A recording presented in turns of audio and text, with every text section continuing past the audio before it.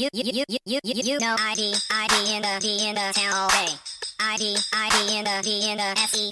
You know ID in the town all day. ID in the SEA. Hello and welcome to a special episode of the Fabulous Pelton Cast. I'm your co-host, Kevin Pelton. And I'm Tristan Carcino. And the Seattle Mariners are not selling. They are, in fact, buying. Is next Tuesday's trade deadline approaches, making a pair of trades over the past 24 hours. On Thursday night, it was Tampa Bay outfielder Randy Arozarena coming over to the Mariners for a couple of prospects, a pair of 2023 draftees, and a player to be named later. And then on Friday, reliever Yimi Garcia from the Toronto Blue Jays in exchange for outfielder Jonathan Clase and a minor league catcher. Tristan, how are you feeling about these moves? I'm feeling great. First off, have we ever done a Mariners transact emergency pod? I don't think we technically did an emergency pod for the Luis Castillo trade because I believe it happened when we were in Salem. And I don't know if either of us cared that much. No, we cared. No, we cared a lot. Okay. I mean, I remember I was watching his debut against the Yankees, right? Yes, yeah, he made his debut. That was when we were in on Salem. our drive back. Yeah. I'm feeling great about this so far. I mean, as great as you could feel about anything that the Mariners do. Honestly, I'm more interested in hearing your perspective because to me, hear what you have to say first so I can argue with you about it. A lot of the logic for why I wanted the Mariners to sell is because I have no faith in the 2024 Seattle Mariners, particularly without two of, on paper, their three best offensive players or position players in JP Crawford and Julio Rodriguez for at least the next week on Julio. The timeline on JP Crawford is longer even, I think, than I anticipated. It would be 4 to 6 weeks with that fracture, the non-displaced fracture in his pinky after being hit by a pitch, and their playoff odds dipping to about 30% on Fangraphs after they were swept at home by the Los Angeles Angels. So to go 1-5 on this homestand coming out of the All-Star break and 1-8 now in their last 9 games. Is that correct? Dating back to the final 3. The 6 straight losses to the Angels aren't great. Oh no, they're not great at all. So to me, again, the priority, I was on to 2025. And the good news about the Arozarena trade is this is a trade that undoubtedly helps the Mariners for 2025 in 2026 when he's under team control. And this was, what I was envisioning is part potentially of a two-pronged strategy along with, hypothetically trading Luis Castillo. There's a reality. We have not reached the trade deadline yet. I think it is extraordinarily unlikely that the Mariners will be considered the quote-unquote sellers. The fact that they traded for Garcia, whose first name is apparently pronounced Jimmy, okay, which is surprising, but that's the indicator, not the Arozarena trade, because Garcia is a classic trade deadline pickup player in the last year of his contract on a team that is somewhat out of the playoff race, is the Rays are as well. Of course, they're selling at the moment. They also traded one of their starters on Friday, and there's no benefit to the Mariners of having a 33-year-old reliever who's going to be a free agent at the end of the season in 2025 or 2026. This is purely a win now move. And at the price, that's probably fine. Arozarena, I feel positive about because I think the price was lower than I would have expected when I first heard the price of this trade. Neither of the players that they gave up, pending some sort of extreme player to be named later situation, is a top 10 prospect. I will tell you our baseball Reddit was like, it must be one of these amazing players. And I was just like, dog, I'm just going to be honest with you. It's not. I mean, so you remember, John Halama was a pretty decent player when the Mariners got him as the player to be named later in the Randy Johnson trade. And as I recall, that had something to do with 40-man roster spots and things like that they saved that until after the season. And there's also some situations where it could be contingent on, maybe if the Mariners make the playoffs, the Rays get a better player to be named later out of a pre-selected list than they get if the Mariners don't make the playoffs. Who knows? But right now we should focus on those two prospects. And when I think about Arozarena, similar to all the players we talked about previously, Jazz Chisholm, Vlad Guerrero, Luis Robert, those types of players, doing the research on them, they're all relatively all relatively young. Arozarena is a little bit older. I wouldn't describe it as young. I had a but Hot it's Ones hot team pocket control. before this. You're- Have you ever you're watched put- Have you ever watched Hot Ones before? I am familiar with Hot Ones. Similar to our horror movie discussion. Have you ever had a food that could be considered spicy? Now, Done the pepper challenge, ALS pepper challenge on this very podcast, okay, fine, friend. fine. So that one time, I said foods. You asked for the Mariners to score runs, not run. Your wish was not granted. Anyway, for those players, those types of players, not just about a single season, and that's what excited me about them.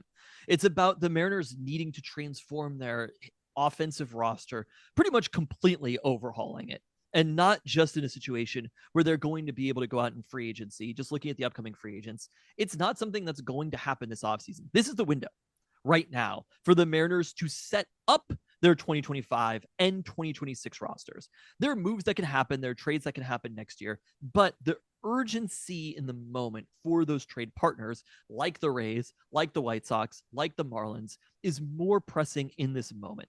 And similar to what part of the Mariners reason did- for that urgency is because they're assuming that the other teams are paying for the value of having those players but if in the this deal gets 2024 done, stretch run and postseason. if this deal gets done in the offseason, are you like, I'm not sure about that? Or you feel exactly the same way about Arozarena? I feel exactly the same way about a Arozarena.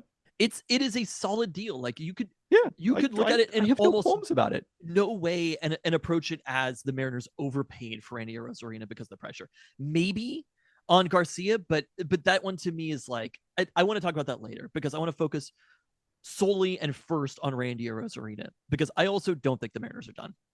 And there's a reality that they find themselves one game back at the trade deadline. Take out all of the other information. They are one game back in the AL West at the trade deadline. And they're a team that missed the playoffs by a single game last season. John Stanton is aware of this information. The Mariners front office is aware of this information.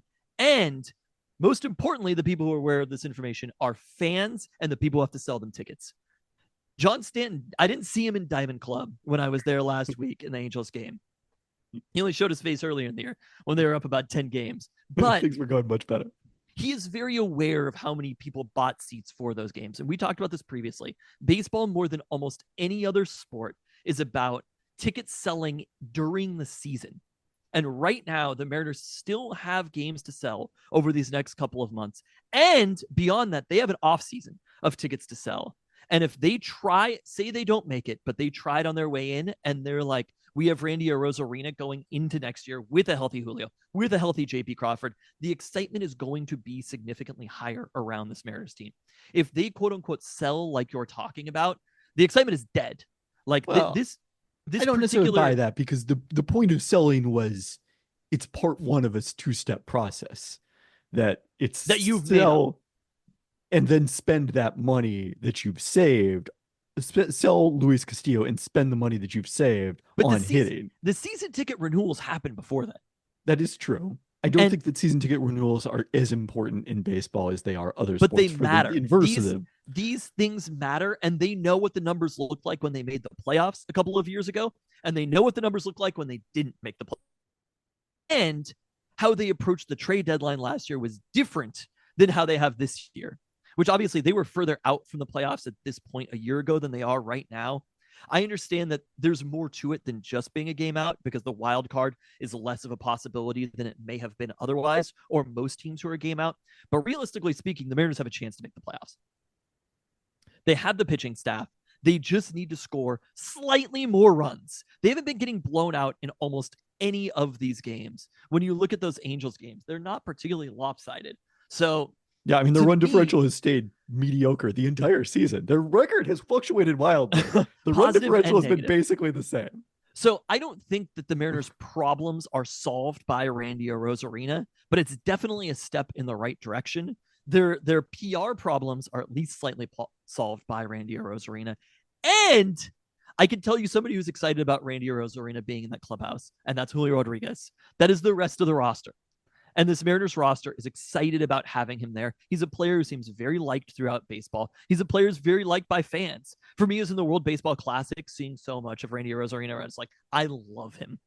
He's like, if you were to ask me of my favorite players outside of the Mariners, it's like he's in the top 10 or whatever. Also, top 10 of players I can name outside of the Mariners. He was definitely in the top 10 earliest I could name them players who, were not stars back when I was paying attention a long time ago. So The 2020 those playoff things, run was very memorable. those things matter also. But when you're looking at this beyond that, with the 2 extra years for Randy Arozarena as he's going to arbitration, his salary is going to be determined by his play, which is, it's maybe not the greatest thing for the players overall, but it is a very solid thing for the team. And that's sweet, sweet team control because they've got 2 years of it beyond this. He is somebody who they could probably turn around, assuming things go average to above average if they needed to, and flip Randy Arozarena for probably similar prospects in the future. And wait, what was my last point here? Oh no, I lost my train of thought. And I don't think the Mariners are done. And I think that we obviously can't discuss this overall, but I think this is an indication. They haven't traded anybody who's in the, say, top 10 prospects in the Mariners organization, even in the back half of that. I don't know if they will necessarily, but if they're in this moment where they're like, fuck it, we're going for it, and there's other prospects in that back half of the top 10, they're not trading the players near the very top who they're counting on being major leaguers. This is the beginning of the trade deadline season right now. They have 5 days to do something else. This White Sox series probably matters also. Every single game matters right now and how it plays out. But the Mariners are showing that they're trying this season to make the playoffs. And as we've discussed, all you can really do in baseball is make the playoffs, because it's not a situation like basketball where if you're the 8 seed, if you're the Chicago Bulls and you're going all in to make the play-in or something like that, right? If you're doing those things, even if you get there, you're going to get crushed by one of these teams before then. That's not the situation in baseball. They just have to get in. They still have the pitching staff. So anything can happen at that point. I do think it is important to fold in the conversation we've been having on the Discord this morning. I don't know if you caught any of this about T-Mobile Park's effect on strikeouts and the ESPN trade grade for the Arozarena trade, which they graded a B for both sides. Obviously, I fully endorse B for both sides. Love that. They mentioned that opponents are hitting 202 against the Mariners at T-Mobile Park. So I had been thinking for a while, I wanted to go double check the pitching splits home and away. And I was kind of blown away by the pitching splits, particularly the strikeout to walk ratio stood out as what I posted about. The Mariners currently have a strikeout to walk ratio at home of 4.71. No team since the 19th century has been better than 4 in that category in a full season. On the road, the Mariners are below average in terms of strikeout to walk rate. So are you saying that this pitching staff isn't actually good? I'm saying the pitching staff is good, but it's not as historically good as people think it is, because they're not, as much as they are not park adjusting, the hitters aren't as terrible as they look. They're also not, like, even people who make that park adjustment are probably not doing the reverse of it. Like, guys, if T-Mobile Park is destroying the Mariners hitters, it's probably also helping the Mariners pitchers look better than they are. And it's why when they go on these road trips, they start to score more runs, but still often lose those games. What does that change with regards to Randy Arozarena, though, or trying to score an offense? It doesn't change anything. They're equal. No, right? It's just the water level rising and shrinking. You know, it's just this idea that, like, people always want to have is like, whatever is going well, that's the real thing, and whatever is going poorly, that's the Seahawks offense. The Seahawks offense is going to be exactly the same. Mike McDonald's going to fix the defense. Super team. I love the callback to this week's pod. Yes, that's all I'm saying is I don't know that it's like Mariners pitching staff plus playoffs equals World Series. But they probably won't allow very many runs. I don't know if you recall the last time they played a playoff game in like the late months when it's really cold in T-Mobile Park. You remember the last time they played a playoff game? That's what I'm talking about. Playoff game. Again, if they make the playoffs, I'll be thrilled. They could have won any of those games in the Astros series. It was. And that's the team that ended up going on to win the World Series. Of course. Again, just get there. Note that how many fucking runs were scored at Minute Maid Park. Is it still Minute Maid Park in Houston? A lot of runs. No runs whatsoever scored for 17 innings at T-Mobile Park. That doesn't change things with regard to having a good roster. I Because if agree you're with that. trying to have a good roster, you want to have a good roster because they perform both at home. I agree. Again, I For like all the Randy ability or Arozarena performance. trade. I do think I'm a little scared by this. Well, the Mariners could go out and make another move because, like, yeah, the fact that you got pretty good value for Rosarena doesn't mean that you should therefore go turn around and overpay for Vlad Guerrero Jr. or something like that. I don't think they have it in their nature necessarily to do that. I hope And I that think that's the case. I think that's why they haven't traded for a player like that, which is probably a positive. But the fact that they have done these things, adding a little bit of salary, going out and trading some prospects for bats, the fact that they have done these things shows me that they have a bit of a mandate from ownership down to get better and to try to win this season. And there are other opportunities. I'm not saying that they're going to overpay for these players, but there are other opportunities out there. I think Arozarena and Jazz Chisholm, to me, feel like in a very similar place. Neither of them are having amazing seasons overall. And we could talk about Randy Arozarena specifically. They are both having pretty solid seasons. And if they were on the Mariners, they would be one of the best players on the team. Without question. I believe Arozarena does have the best ops on the team. Now, again, we've got to do that ballpark accounting before we get too strongly into that. But so relative to the Mariners roster, each of them is having a very good season. Relative to maybe the peak of Randy Arozarena or Jazz Chisholm, not necessarily. But that's not what the Mariners. So hard for you to say. That's not necessarily what the Mariners need right now. They don't need one amazing player. They need a couple of pretty good players. The problem is they might need like 4 or 5 pretty good players, but certainly if they upgrade it, and the one thing about making these trades is there's still a game back right now. Now that your roster includes Arozarena, it is more sensible than to make another win trade. I will concede that because now the marginal benefit of that is higher than if your roster was less good. And because you've kind of set yourself here a little bit of a 2-year window with Arozarena. 3-year window. You have, well, yeah, including this season. So Arozarena peaked at 3.9 WAR in 2021 when he won AL Rookie of the Year, had 3.5 in 2023 when he made what is to date his lone All-Star appearance. Got off to a really slow start this season, which is why his numbers are not the same as they were across last year. In April, the batting average and balls in play luck was pretty horrendous earlier in the season when he was hitting 143 in April and the March portion, 178 in May, but his batting average on balls in play was 178 in April/March, 196 in May. It's come back to 333 in June, 313 in July, and he's been around a 900 OPS both of those 2 months, which is even probably a little better than I think you would expect from him going forward. And his career batting average in balls in play is 317. Compared to Mariners. Again, he's going to have to play half his games at T-Mobile Park now, which he has not had to do. And you look at strikeout rate, solidly better than the Mariners' current roster. That'll again obviously go up at T-Mobile Park, where the strikeout rate seems to be now one of the defining features of the ballpark and one that is not explained by the marine layer or the layout of left field. Like something else is going on there, which we can get into at a later date. But yeah, I mean, and as you mentioned, again, Randy Arozarena is a fun player. And the Mariners keep playing these other teams, and you're like, wow, they're not very good, but they've got a lot of fun players on them. And so it's nice to have some of those fun players. I don't know if the Angels count as one of those teams, but no, I was talking about like the Marlins when they played them for that series. Probably the Rays.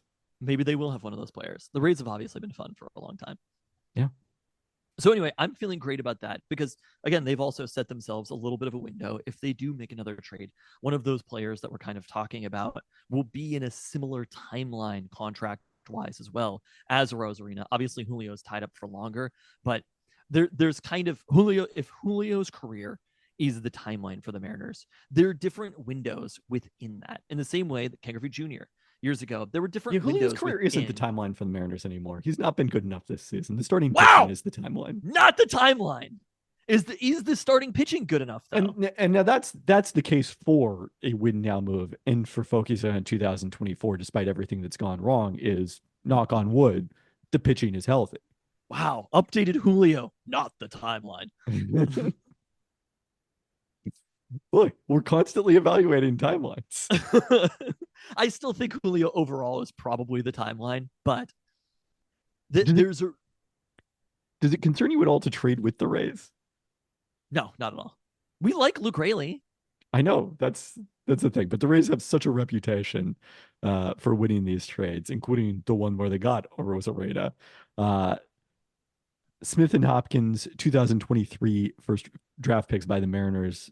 Smith in the 4th round, Hopkins in the 6th round, and still very far away from the major leagues, both of them. When I think that piece about, especially with starting pitching, injury is going to be a risk for starting pitching basically forever, right? Like it's not something that you want to count on, and you want to have as much starting pitching as possible because that's the case. But at the same time, any individual starting pitcher, if it's not Paul Skeens or somebody like that, I would be very skeptical about. I would want a minor leagues that is full of hitters and full, especially on the high end, and just a lot of pitchers overall, because starting pitching can end up being relatively replaceable because that. The other piece, if you look at major league, I don't know, is there a stat for this specifically? Value over contract. So basically like net value relative to your contract. I'm sure that exists somewhere. I don't know where to find it in the span of this podcast. If you were, that's basically like Randy Arozarena is almost certainly going to be a better player in the majors than either of these prospects that they traded. Do you agree with that? Yeah, obviously. And so the piece that you need to look at is throughout the duration of Randy Arozarena's contract, these 2 and I'll call it a half, but a little bit less than a half years, these two years during this time period, is Randy Arozarena's value over his contract going to be greater than, or do you feel confident that it's going to be greater than these 2 prospects that they traded? And I think that's a pretty fair thing to say. Now, at the same time, you also need to having value right now in the moment and being good on a major league level is an important piece as well. And it's a hard piece to find, which is young-ish major league hitting that is team controlled. Like Randy Arozarena is not an easy player to go out and find. And I think that's why this trade is especially good for the Mariners. It's those 2 extra seasons. It's his still relatively young age. And it's that this is the type of player that a lot of teams are looking for. And they didn't have to trade anybody, any top 10 prospect for him. You're talking about a 4th round pick and a 6th round pick. It's nice, but it's not the end of the world overall. These are not necessarily players that you would count on being everyday players on your team. It's obviously a crapshoot with a lot of prospects. So much can happen during this next time period, the next 3-4 years. But any one of them individually, if they end up being a star or even an everyday Major League Baseball player, that is still them exceeding their expectations. And congrats to the Rays if that happens. Yeah. I mean, not like, look, you're always taking a risk when you trade away prospects, but it's not like you're taking a risk when you trade anything. When you make a trade, you are taking a risk. Yeah, and like it's probably an asymmetrical risk because Arozarena, there's only like so much better he can be relative to his contract over the next 2+ years, whereas one of these prospects over the 7 years or whatever it is a team control could have an amazing amount of value, but the odds are that they will probably not have very much value at all. And I think that piece to me is why it also could make sense to go out and make a trade for somebody else. If the Mariners were to make a trade for a player, go all in-ish for this season where they're a game out, it still feels like I don't approach this as the AL West is out of reach like you do. It's expectations management, admittedly. The value of any playoff appearance for the Mariners, who have had 2 in the last 24 years, the value of any playoff appearance is overwhelming versus anything else. And that's something that I think kind of has to be factored in here. Anytime that they go, both financially to the team overall and to the city and the fan base, a playoff appearance, even if it's in the play-in round, is still an important moment. It's going to be in the play-in round. For the Mariners overall. There's a lot of time. I think you're not understanding. The Mariners were 10 games up not that long ago. I mean, you've seen the Yankees fall as well. This is the Pelton Cast golden rule, isn't it? Pelton Guy's golden rule isn't things aren't predictable. The Pelton Guy's golden rule is people can't predict how they're going to feel about things before they happen, which is How about why this? you can't predict how you're going to feel about the Mariners making these trades and just not making the playoffs. I might be mad about it, but that's fine because at least they tried.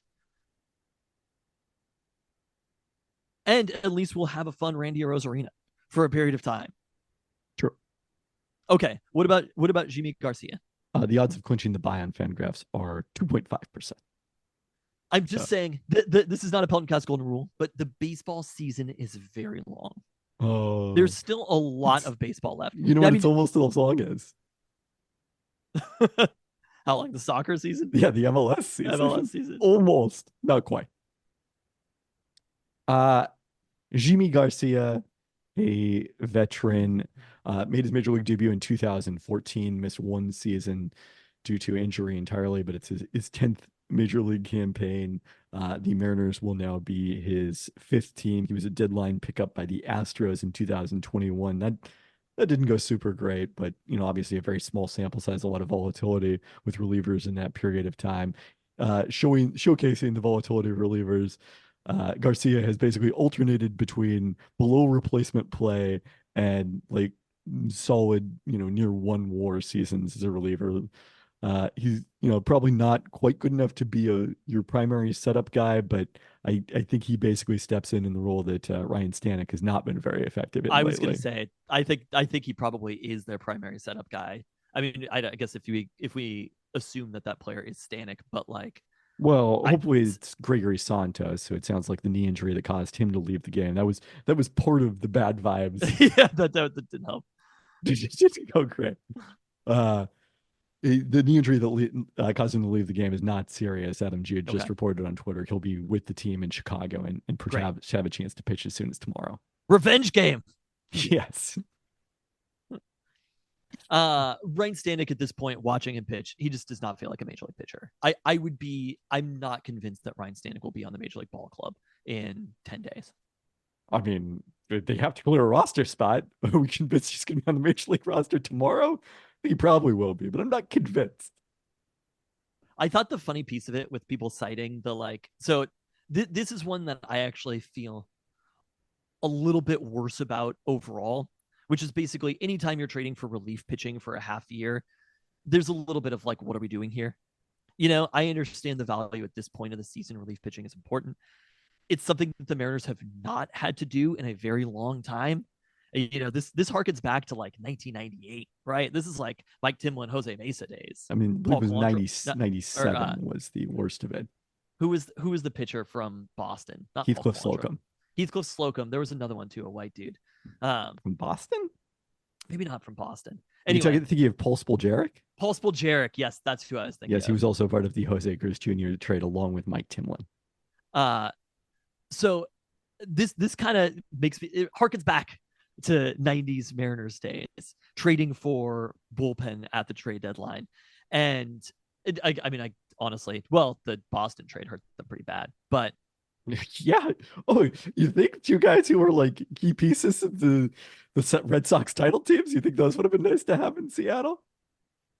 This one, it's funny where we talk about the rankings for prospects, and Jonathan Clase per MLB is the 10th ranked Mariners prospect. I think the Mariners had seen enough of Jonathan Clase, and they were like, he is going to be at best probably a 5th outfielder. They saw him as a quadruple A type player. They might be wrong about that. I'm not saying the Mariners. I don't think you can decide that about somebody who's 22 and did hit pretty well in Tacoma. I do think they are optimistic. They are, in making this move, not viewing him as a starting outfielder. And that kind of has to be the case, because if they were viewing him, and that's kind of where it's funny about like these prospect rankings, like every team has a 10th best prospect. At that point, you're getting down to there's 30 MLB teams. Correct. So you're getting down to the 300th best prospect at some point. It depends how good your farm system is. But or it could be even worse, right? I mean, there could be teams with more than of the 10 best. I think you would say at this point the Mariners farm system is above average in terms of depth. So maybe he's the 220th best prospect. A little top heavy though, the Mariners farm system. And there's kind of the like, there's the 5 or 6 or 7 that you care a lot about.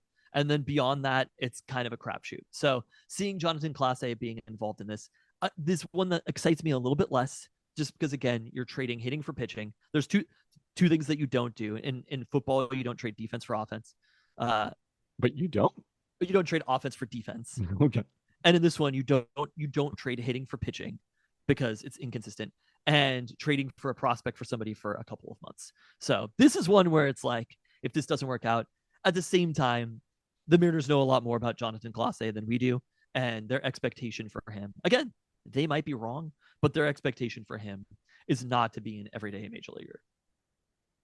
Yeah, I would say like to me, it's prioritizing the top 5 prospects and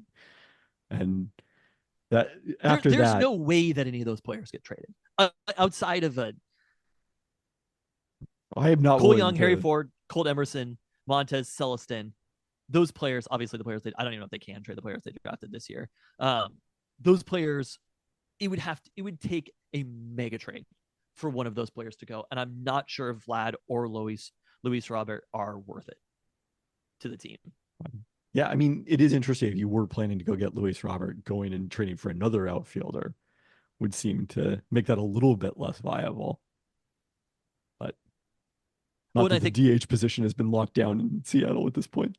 I think Jazz Chisholm to me feels like the most obvious. Also, do you know how fun the Mariners would be? I agree.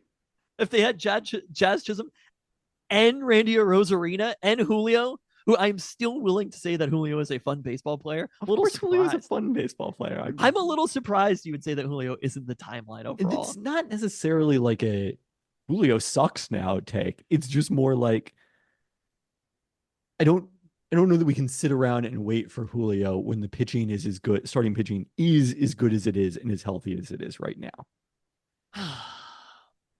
So, who is actually good on the rotation? In the rotation, did you just view it overall? Like individually? Yeah, individually. Because I mean, they're all pretty similar to me, I think, in terms of current value. Kirby, Castillo, and Gilbert are like, I think they can go win games anywhere. And obviously, I love Brian Wu, but there's just not as much of a sample size. Yeah, and not as much faith in him staying healthy. But players who exceed those splits. Anyway, overall, this is the most exciting day that the Mariners have had since. I mean, they were up by 10 games. That was pretty exciting. This is the most exciting day that the Mariners have had since they made the playoffs, since Cal Raleigh hit the homer. Maybe one of the playoff games. Coming back and beating the Blue Jays in that game. I mean, I was telling Kayleen yesterday, I was talking about the Mount Rushmore of games that you've been to, and I was like, the game that we were at where JP had the hit down the line, where we were sitting in the J-Rod squad, that was the best game of the year. I mean, there was a post at some point in the Discord about the highest like championship probability leverage, and that JP Crawford hit was one of like the highest in Mariners history. So, I mean, it's been a while. They spent a whole season being pretty good. The win streak also, I can't think of any specific moment that was like, wow, we've reached a certain high during the win streak last year, though. Right. The August that they had, this is up there with, I hate to compare it to another moment of a team doing something where you brought in fresh young energy, something that was exciting in this last week. I hate to compare it to that, but do you know what I'm talking about? Oh, yes. Breathing new life into a campaign. But that's kind of what this feels like with Randy Arozarena. I was toying around with I don't know what the hot takes will be next week. I was taking it away with an election themed, it's the ballpark stupid, to discuss that park factor research, but I guess I've already used it now. So I personally like tuning into the Mariners today. Before this trade, coming off being swept by the Angels, I was like, I've watched every chance that I've had. I've watched basically every single Mariners game this year. I'm a nihilist, right? I love pain also. But now I'm like, is Arozarena playing today? Do we know? I do not know that. Okay. If he's playing, I'm like, this is the most excited I've been to watch the Mariners in so long. I mean, it's unfortunate that Julio isn't there, that this happened, like, wow, Julio is hurt. But And I think it would have happened either way, irrelevant of the injury. But I'm excited about the idea of seeing a lineup with Julio and DeRozarian in it because I think it's going to be very fun and may just be the beginning. Well, on that note, we will be back next week to discuss what the Mariners do or not do before the trade deadline. There is try, but I guess maybe not in terms of trades. Maybe there is no try in that one. Can we do it Wednesday night? The trade deadline's Wednesday, right? No, the trade deadline's Tuesday, isn't it? I thought it was the 31st. No, it's the 30th now. The 30th. Perfect. All right, we'll do it. We'll do it Tuesday night. It'll be basically the 1-year anniversary of the Huskies leaving the Big Ten as well. Fuck it, we'll do it live. On that note, thanks for listening. Thanks.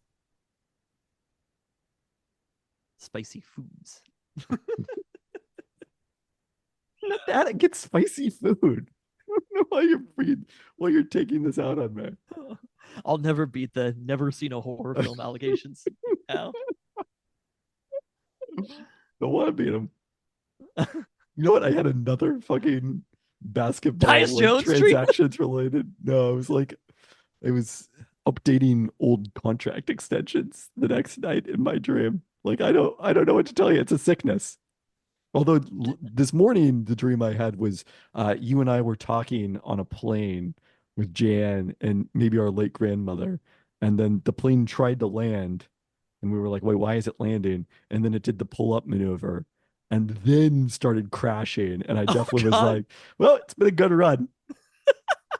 Like I have no awareness when I'm in a dream that I'm in a dream. I think I am literally dying when the plane is crashing. At least we died alongside each other. Dear. Tyus Jones was the pilot. There's a horror story. Just no, we know what Roma Dudze is the pilot. All souls are perished. Wait, what? You saw that from the combine, right? No, what? They're like, if you were you were on a plane and it was crashing, what would happen? Or say like that's one of the questions he got asked. Hold on, I can look up this If you were on a plane and it was crashing, what would happen? And they wanted to be like, I'd take charge and know how to fly a plane. Yeah, for some reason, Roma Dudze was asked if he could land a plane in an emergency, and he said absolutely not. We are going down. All souls have perished. He actually said that all souls have perished. Yeah, which is an incredible line. My favorite thing about it is speaking so poetically. Have you watched Hard Knocks off season with the Giants? No, I kind of want to. It's like incredible access, including Roma Dudze, his interview with them. They have his interview. I mean, not the whole thing. Yeah. God, I love Roma Dudze. It's so funny. I could. And then they didn't draft him. Any of the other Huskies. Wait, who did they draft? Malik running back. Oh, they're gonna regret that one. Did they have Malik Neighbors interview also? Yes. Yeah, they had Marvin Harrison Jr. Then the quarterbacks. Like it's incredible, and also like watching the 40-yard dashes. They're all talking about. Why am I blanking on the name? Brian Daboll is claiming that he could run a sub 740. A sub 740? Yeah, and they're all making fun of him for believing that. Like it makes watching the combine while working with a team seem like the most fun thing in the world. It does seem pretty fun. What kind of 40 do you think you could run? What did you say you ran? I ran 100. Oh, okay. I wasn't running a 40. My 100 was pretty solid though. Not gonna lie. I still have some questions about the timing. I'm gonna need to hand time that one. I think I could run a sub 540. Do you believe that? I don't think so. I mean, that's better than a lot of like actual NFL players run, right? Not that many. Jake Bobo. I think they showed Sam Hartman, Notre Dame's quarterback, and he was like a 4.8. Okay, maybe not a sub 5. I take that back.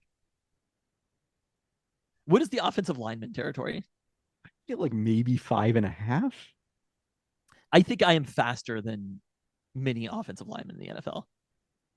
All right, the slowest 40 time at last year's combine, or this is 2023, was Washington guard Henry Baini-Valu at 5.5. I think I could beat Henry Baini-Valu in a race. They were talking about what yard line Daboll would need to start from in order to be able to pass to beat Warren is the Texas wide receiver who set the record this year, broke John Ross's record, right? He'd have to start at like the 5-yard line. He was wondering if he could start 25 yards in and still win. Oh, no way. No way he's winning 25 yards in. There have been Oh, some 5.8s in past years by linemen. I don't think I would. What is Trey you know Adams what? also had the slowest in 2020, 5.6. We coach him slow. Faster college than Oregon somehow, but we coach him slow. Do you know what Rich Eisen usually runs? Let me check that out. I know he is doing it in a full suit. Do I have any time to train, or is it just like today? We'll give you some time to train. He's around Easy. around 6 seconds. 6 seconds? Yeah. Oh, yeah, I'm doing it in 5.5 at least. Do we have a place in Mattawa to time this? To mark off 40 yards? No, I don't think we do. You know I'm putting this all in, right? Are you? Yeah, This is the whole podcast now. It's just us talking after the podcast. it is. Rich Eisen is now 55. Oh, yeah. I'm definitely faster than a 55-year-old Rich Eisen. I have like a mild toe injury. So I'd want to recover from that. Excuses, excuses. I hurt myself playing kickball with children. Rich I'm not even Eisen joking. 2023 was up to a 6.2. So he's been slowing down over he sped up for a period of time from a 6.877 when he first ran it down to a low of 5.94 in 2016. I can't remember what I said my 100 was. I was fucking cooking though. I agree you were. I raced a child this last weekend on the 400. He's like pretty fast. He like will win the 400 at the track meets. But so like we're going and I'm like pacing myself, and he also is good enough to know to pace himself. And there was another kid. It was me, and it was Mateo started, but then he bailed because he's just not fast enough, especially for distance. So there was like one kid. Don't need to worry about that. And I was like saving enough in the tank. And then this is also with the toe injury, and then we got to the end and I was like, God, I hope Jack doesn't just like turn it on and go really fast. And I was like, I had more than enough. Good for you. Anyway, Still out there beating children in races. I definitely faster than a 7-year-old. So the fact that I was able to just get up there and race like a lap around the track pretty well. I also was doing it barefoot. It is an Olympic year if we want to bring it back, the Carcino Olympics. The Carcino Games. Yeah. I don't know how we would do that. Well, Bubu and Carlo were in town a couple weeks ago. We'll see. Maybe in Mattawa we can do it.